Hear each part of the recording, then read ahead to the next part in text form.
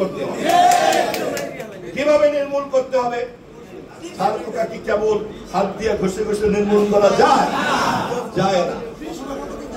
ছার পোকাকে নির্মূল করার জন্য বাজার থেকে ছার পোকা হত্যা করার জন্য ঔষধ কিনে আনতে।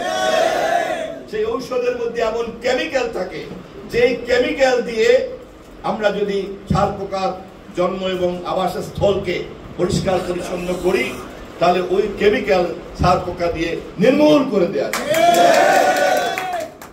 এবং ভবিষ্যতে আবার যদি ছার পোকা জন্ম নেয়, আবার ওই কাজ করতে হবে।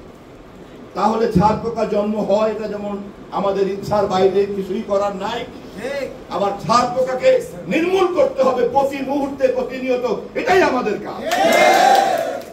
ছাত্র দল, যুব দল, স্বেচ্ছাসেবক দলকে এই ব্যাপারে সজাগ থাকতে হবে। দলের মধ্যে যার আচরণের মধ্যে ছার পোকার মতো আচরণ দেখা যাবে, যে দলকে কুটুর কুটুর করে কামড় করে আর রক্ত খায়, আর সারাক্ষণ কোনো কাজ করতে দেয় না, বিরক্ত করে, সেই সমস্ত ছার পোকা শহীদ জিয়ার দল, খালেদা জিয়ার দল, তারেক রহমানের দলে থাকতে পারে না।